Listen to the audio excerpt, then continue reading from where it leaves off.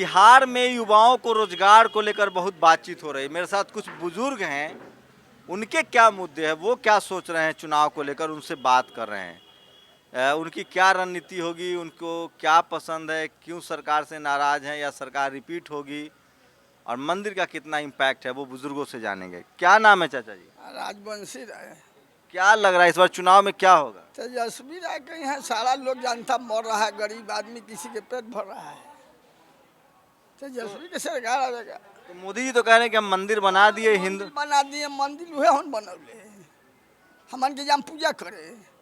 आ road बनौले हम पटना में, तो हमन के 4 चक्का हो कि जाए हम ऊपर पुल पर। खाला तो वहीं के ना, पुल से का जरूरी है।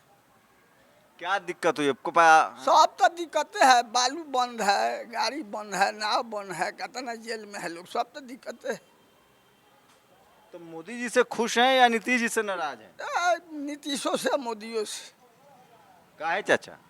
कुछ कर नहीं रहा है। भूखले और का है, हैं? भूखले और का है।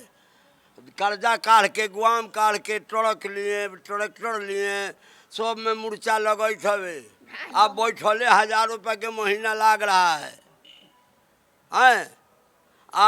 कुछ नहीं चला चल रहा है। गहना धर के, कर्जा काढ़ के, ट्रक लिया कि 2 पैसा कमाए, बाल बच्चा जी ही, तो जौक लगत बा। तो मंदिर तो बन गया ना चाचा? मंदिरे से जियम हमन के तो गंगा का तट पर है, मंदिर ले गंगा जी का तट पर है। तो मोदी जी कह रहे हैं कि मुसलमान को टाइट करके रखे हुए, वोट दीजिए, आप लोग हिंदू हैं। हमन के क्या क्या कह रहे हैं? चादर चढ़ौले रहन, मंदिर में जाके मुसलमान गया, मस्जिद गया। ये सब कहाँ से खबर मिलता है? कहाँ से इन खबर जनता के नहीं मिलेगा। यही सुनौली कि हमन के भोगई थे। हाँ, क्या भोग रहे हैं? बोल रहे हैं कि भूखले मर रहे हैं।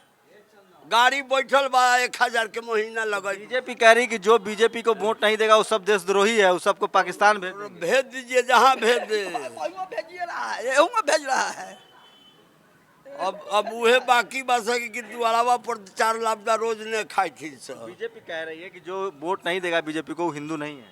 तो 1000 कहे, ओकरा कहे से हम हिंदू से मुसलमान हो जाए। और तो नड्डा कह रहे हैं कि 300 आतंकवादी घुस जाएगा तेजस्वी मुख्यमंत्री बन गया तो। अरे बन देगा देश बन देगा। कौन? मोदी जी अभी तो रेल भी नहीं बेच पाए ठीक से, आप कह रहे हैं। बेचबे करेंगे। बेन देगा बिहार को, हाँ? बिहार को बेन देंगे। मतलब कोई लॉजिक तो है, ऐसे क्यों कह रहे हैं, क्यों नहीं, आप भूखले बोल रहे हैं। देखिए इस देश में मीडिया खबर नहीं दिखाती है। देखिए बीएसएनएल का निजीकरण हो गया, रेलवे का निजीकरण हो रहा है, नौकरियां नहीं है। इनको ये सब बातें नहीं पता है, लेकिन इनको लग रहा है कि चूंकि इनके रोजगार चौपट हो गए हैं। ये सब मजाक की बात नहीं है, मैं बहुत सीरियस बात कर रहा हूँ। चूंकि गांव समाज के लोग हैं, ये सोचिए इस देश में किसी पत्रकार की हैसियत है कि वो इनके सवालों का जवाब दे? किसी की हैसियत है बताइए? सूट टाइम में बैठ के सिर्फ जनरल कैटेगरी के लोग, सवर्ण समाज के लोग बैठ के और नफ़ा नुकसान, माइनस प्लस, हिंदू मुस्लिम करते हैं। है आपके पास इनके सवालों का जवाब? ये कह रहे हैं कि हमने गहना बेचकर, कर्जा लेकर ट्रक निकाला कि हम व्यापार, हमारा काम धंधा चलेगा, लेकिन वो फ्लॉप हो रहा है। जीएसटी ने छोटे कारोबारियों को। अच्छा, नोटबंदी ठीक था चाचा? जब देखिए सुनिए, अभी टटका है, रहुआ विश्वास हो चाहे नहीं। परसों से गाड़ी धरायल है, 50,000 रुपया मांग रहा है। तो काहे लाइसेंस नहीं था, ओवरलोडिंग थी, क्या? नहीं, खाली ये धंधा है। 50,000 रुपया जुर्माना लगता है। पुलिस वाला लूट रहा है, लूट रहा है, आलापदा से पीट रहा है। सोचिए सरकार के पास रेवेन्यू नहीं है। मैं खुद दिल्ली में परेशान हूँ, मेरे कार का 16,000 रुपये चालान आता है। आपका क्या नाम है सर? मेरा नाम जद्दू प्रसाद सिंह है। क्या होगा इस बार आप लोग के लिए? क्या एकदम तेजस्वी जी मुख्यमंत्री बनेंगे बिहार। अरे वजह तो बताइए क्या है? वो तो कह रहे हैं कि 15 साल लालू जी रह लिए, 15 साल नीतीश रह लिए, अब कोई बीजेपी का सवर्ण समाज का इसलिए कि जो भी ये लोग वादा किए नीतीश जी 15 साल में, और मोदी जी जो वादा किए, ये बाद में कह दिए कि ये सब जुमला था। तो लोकसभा में दिए थे मोदी जी को? लोग नहीं, मैं तो नहीं दिया था। आप काहे भाग रहे हैं भैया, बात करने में डर? अच्छा, डर उड़ तो नहीं लग रहा है मोदी जी नीतीश के खिलाफ बोलने में? नहीं जी, एकदम नहीं डर लग रही है। डर क्यों लगेगा हमको? नहीं, हम लोग डरते हैं, हम लोग नहीं, आप मीडिया के आजकल लोग डरिए, पत्रकार को लेकिन जेल में डाल देते हैं। कुछ नहीं, लोकतंत्र है और लोकतंत्र के हम लोग पुजारी हैं। लोकतंत्र में हमारा अधिकार है, हम वोट देते हैं तो सरकार बनती है। तो मंदिर बन गया, मंदिर नहीं जाएंगे? मंदिर बीजेपी क्या बोलता है कि मंदिर बन गया?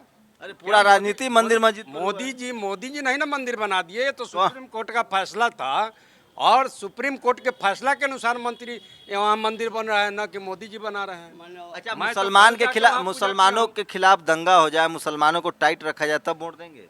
प्रश्न ही नहीं है, दंगा नहीं होगा, ये हम लोग दावा करेंगे कि दंगा नहीं हो। लालू यादव ने एक पॉलिटिकल नैरेसिंग की है अपने समर्थकों में।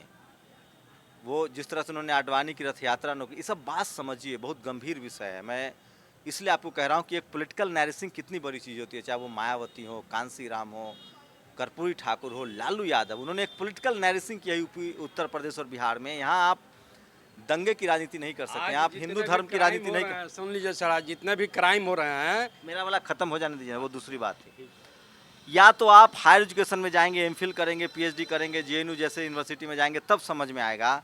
या सोशल जस्टिस के आंदोलन इस देश में बड़ी, गुजरात में, मध्य प्रदेश में, राजस्थान में, जहां कांग्रेस या बीजेपी की सरकार रही लगातार, वहां ये पॉलिटिकल नैरेसिंग नहीं हो पाई। ये काम मायावती ने किया, ये काम लालू यादव ने किया, ये काम कांसी राम ने किया, ये काम कर्पूरी ठाकुर ने किया है।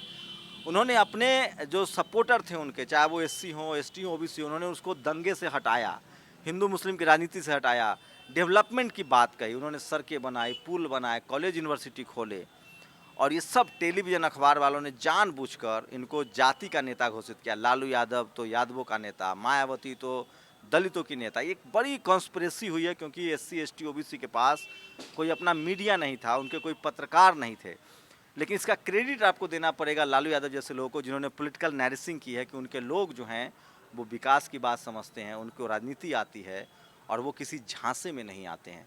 और ये एक बड़ी बात है। और मैं इसलिए कहता हूँ, यूपी बिहार में सबसे कम जाति के नाम पर वोट पड़ता है। यहाँ वोट विकास पर, यहाँ वोट काम पर, यहाँ वोट बदलाव पर पड़ता है।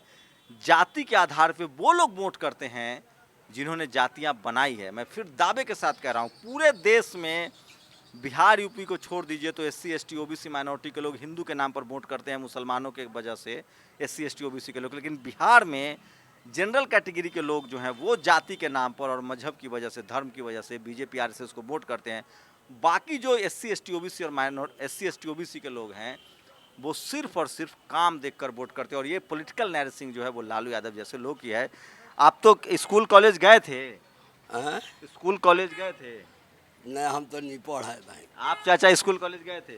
तो देखिए, जो लोग सोशल मीडिया पर सवर्ण समाज के लोग हैं, जो MPhil, PhD, Delhi university, JNU में पढ़ते हैं, वो जातिवाद का जहर उनके अंदर भरा हुआ है, वो आरक्षण के खिलाफ बात करेंगे। ये लोग स्कूल कॉलेज नहीं गए हैं, लेकिन इनको राजनीति की समझ है, इनको सामाजिक समझ है। और ये सब पॉलिटिकल नैरेसिंग लालू यादव ने किया। आप इनको नहीं बहका सकते हैं झूठा वादा करके धर्म के नाम पर।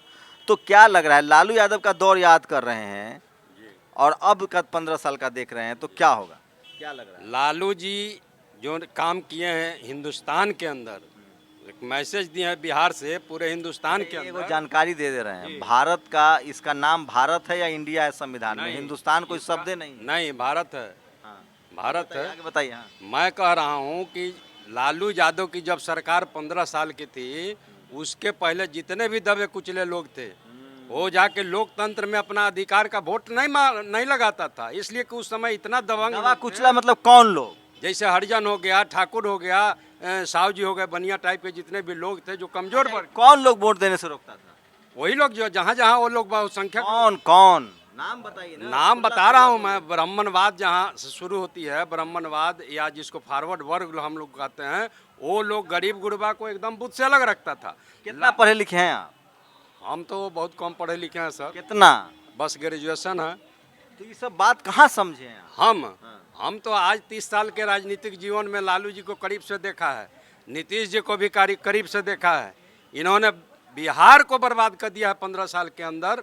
लालू जी ने जो आवाज़ उठाया, गरीब गुरबा थाना में जा गया, ब्लॉक में जा कर के अपने बात को रखता था। ये नीतीश कुमार इतना अफसरशाही को बढ़ा दिए कि आज जात के नाम पर ब्लॉक से भगा दिया जाता है, थाना से भगा। लालू यादव एक, हम लोग उनको कहते हैं पॉलिटिकल प्रिजनर। वो एक राजनीतिक बंदी हैं। लालू यादव को इसलिए बंदी बनाया गया कि मैं खुद इसी बिहार से हूँ। हम लोग कास्ट सर्टिफिकेट नहीं बनवा पाते थे, जबकि मैं ओबीसी हूँ। आप ब्लॉक नहीं जा सकते थे। लालू यादव ने एक आवाज़ दी। जो जो जो शेड्यूल कास्ट के लोग थे वो ब्लॉक नहीं जा सकते थे, कास्ट सर्टिफिकेट नहीं बनवा सकते थे। एक राजनीतिक चेतना भरी उन्होंने, और अब लोगों को लग रहा है कि शायद उनकी जरूरत है। आप कैसे देख रहे हैं लालू यादव को? हैं? लालू जी और नीतीश जी में क्या फर्क रहा है? बहुत फर्क है। लालू रहेंगे तो जी जाएंगे, या वो नीतीश रहेगा तो हम लोग और मर जाएंगे। और लालू और मोदी जी में क्या फर्क है? मोदी तो सबसे बेस्ट मोदी है। या नीतीश में हम लोग जिएगा नहीं। आप मोदी जी के बारे में क्या कह रहे हैं? सियाउत भाई है, ठेठ हिंदी सुन लीजिए। मोदी जी के बारे में मैं मोदी जी के बारे में इतना ही आपसे कहूँगा कि जो अपना पत्नी के नहीं हुआ, सबसे प्रिय पत्नी होती है, और जो अपने पत्नी का नहीं हुआ वो इस देश का क्या होगा? वो तो देश के लिए बीवी को छोड़ कुछ दिए। नहीं, नहीं नहीं, अपने स्वार्थ में और उन्होंने बीवी को छोड़ा है, ना कि देश की सेवा के लिए छोड़ा है। तो उन्होंने दूसरी शादी तो नहीं की। वो शादी नहीं, तो रोज रोज शादी करते हैं, रोज रोज उनके फ्लैट में लोग जाती हैं। ये सब गलत। ये सब गलत बात क्या है? बिना सबूत के। हाँ, सबूत तो सारा दुनिया जानती है। मतलब आप लोग इस मतलब पत्नी को नहीं छोड़ना चाहिए। छोड़ना चाहिए। आप ही बताइए, आपको भी पत्नी होगा? एक कि बात आप ऐड अपना कर दूं, पत्नी को छोड़- आपको एक बात ऐड कर दूं। अमेरिका में पता नहीं ये कहाँ से लाइन आया है। भारत में योगी जी शादीशुदा नहीं है, राहुल गांधी शादीशुदा नहीं है, मोदी जी ने बहुत दिनों तक बात छुपाई। फैमिली मैन क्या होता है? एक कहावत है आजकल सोशल मीडिया पर चल रहा है कि संभाल लो अपनी फूल सी औलादों को, क्योंकि सत्ता में बेऔलाद बैठे। एक बात तो है, फैमिली मैन जो होता है, अमेरिका में जब चुनाव होता है तो वहाँ लोग देखते हैं कि फैमिली मैन कौन है, कौन ऐसा आदमी जिसने एक पत्नी के साथ जीवन गुजारा हो। बराक ओबामा को इसका क्रेडिट मिलता है। वहाँ अभी जो ट्रंप चुनाव लड़ रहे हैं उनकी इसलिए लोग आलोचना करते हैं क्योंकि वो कभी फैमिली मैन नहीं रहे हैं, उन्होंने 3-4 शादियाँ की है। वहाँ बिल क्लिंटन की इसलिए आलोचना हुई थी कि वो फैमिली मैन नहीं थे, उन्होंने अपनी पत्नी के भरोसे को तोड़ा था। तो ये बहुत बड़ा सवाल है, लेकिन इस देश में कभी कोई डिस्कोर्स नहीं होता है। यहाँ एक परंपरा बन गई है कि जो शादीशुदा नहीं है, जो ब्रह्मचर्य अपने आप को कहता है, वो बड़ा अच्छा आदमी होता है। ऐसा है नहीं दरअसल। सोचिए, प्रसव की पीड़ा एक महिला बता सकती है, बच्चे का दर्द वही बताएगा जो माँ बाप बनेगा। ये एक बड़ी विडंबना है कि इस पर कभी डिस्कोर्स नहीं होता। इस पर डिस्कोर्स होनी चाहिए। जिनका परिवार नहीं है, जिन्होंने अपने परिवार को नहीं संभाला है, जिनको हमारे यहाँ कहते हैं नमक तेल का भाव जो नहीं जानता है, वो कैसे देश चलाएगा? और उसको आपको दर्द का एहसास नहीं होगा। ये वाजिब बात है। आप जब बच्चा होते हैं, आप जब किसी के बेटा होते हैं तो वो महसूस नहीं होता है। जब आप बाप बनते हैं तो फिर दर्द महसूस करते हैं। तो एक बड़ा सवाल है, लेकिन इस पर कभी और बात करेंगे। लेकिन इनकी बातों से मैं बहुत सहमत नहीं हूँ।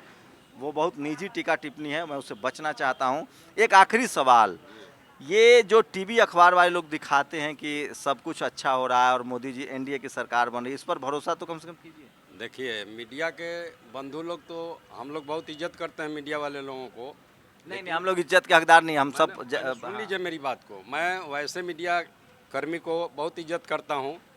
जो जायज़ बात आम आवाम का बात है वो मीडिया में फैलाए। लेकिन आज जो देश का स्थिति है, 90 या 95% मीडिया के लोग बिके हुए हैं मोदी जी के हाथ से, और जातिवाद से भरे हुए लोग हैं। अच्छा, ये पप्पू यादव अलग चुनाव लड़ रहे हैं, उपेंद्र कुशवाहा लड़ रहे हैं, इस पर क्या राय है आपकी? उस पर हम कुछ कमेंट नहीं करेंगे। इसलिए नहीं करेंगे कि पप्पू यादव भी एक नेता हैं, अच्छे नेता हैं, सभी लोग अच्छे नेता हैं। क्योंकि अभी देखिए, अभी जो लोग कह रहा है कि ये लोग वोट का, अमित शाह ने वहाँ से इन लोगों को गठबंधन बनवाया ताकि वोट काट ले नहीं, आरजेडी। नहीं, ऐसा बात नहीं है। अमित शाह को कौन होते हैं? उनके कहने से अगर सारा देश के लोग वोट दे देता तब तो फिर दूसरा कोई अबे नहीं करता। ये एलजेपी के बारे में क्या राय है? एलजेपी अभी तो उनके साथ एक बड़ी हादसा हुई है और वो बीजेपी के ही माने गठबंधन में इनको कायदे से पॉलिटिकल साइंस का प्रोफेसर होना चाहिए। मैं भी ये बात नहीं सोच सकता था, मुझे भी लगता था, एक मिनट, मुझे लगता था कि ये एक रणनीति बनी है और जितना ज़्यादा गठबंधन से नुकसान हो। लेकिन सोचिए कितनी पॉलिटिकल शार्पनेस है। वो जानते हैं कि उपेंद्र कुशवाहा भी SC ST OBC माइनॉरिटी से आते हैं, पप्पू यादव भी SC ST, कितना पॉलिटिकल शार्पनेस है। ये कह रहे हैं कि हम उस पर टीका टिप्पणी नहीं करेंगे। तो लालू यादव की एक लाइन है, बिहार के लोग उड़ती चिड़िया को हल्दी लगाते हैं। ये उन राज्यों में पॉलिटिकल शार्पनेस है, इसलिए मैं कह रहा हूँ यूपी बिहार में जातिवाद नहीं है, जातिवाद के खिलाफ आंदोलन चला है। ये कर्पूरी, पेरियार, जगदेव प्रसाद, माफ़ कीजिएगा, पेरियार ललई सिंह यादव, पेरियार, कर्पूरी ठाकुर, जगदेव प्रसाद, रामस्वरूप वर्मा, लालू यादव, कांसीराम, मायावती की धरती है। यहाँ बरगला नहीं सकते साहब। उड़ती चिड़िया को हल्दी लगाते हैं लोग। ये सब आप वहाँ कर सकते हैं जहाँ कांग्रेस या बीजेपी रही है, जहाँ सोशल जस्टिस का आंदोलन नहीं चला है। आप लोग अपनी प्रतिक्रिया जरूर दीजिए। आप लोग को क्या लगता है, क्या होगा बिहार में? क्या बिहार में हिंदू मुस्लिम हो पाएगा, या तेजस्वी यादव का 10 लाख रोजगार का मुद्दा जो वादा है वो लोगों के जेहन में रहेगा? क्यों लोग किसको वोट करेंगे? आप अपना कमेंट दे सकते हैं। हमारी लगातार कोशिश है कि लोगों से बात कराएं और बिहार यूपी के बारे में जो धारणा है जातिवाद का, उसकी हकीकत बताएं कि आखिर कौन लोग जातिवादी हैं और कौन लोग धार्मिक ध्रुवीकरण करते हैं। कैमरामैन तारा दत्त के साथ शंभू कुमार सिंह, नेशनल दस्तक, पटना। नेशनल दस्तक की आपसे गुजारिश है कि अगर इसको बचाना चाहते हैं तो नेशनल दस्तक को सब्सक्राइब करने के लिए रेड कलर के सब्सक्राइब बटन को दबाएं, फिर बेल आइकन की घंटी दबाएं। नेशनल दस्तक को बचाने के लिए बहुत जरूरी है कि हर खबर को शेयर करें, लाइक करें, कमेंट जरूर करें।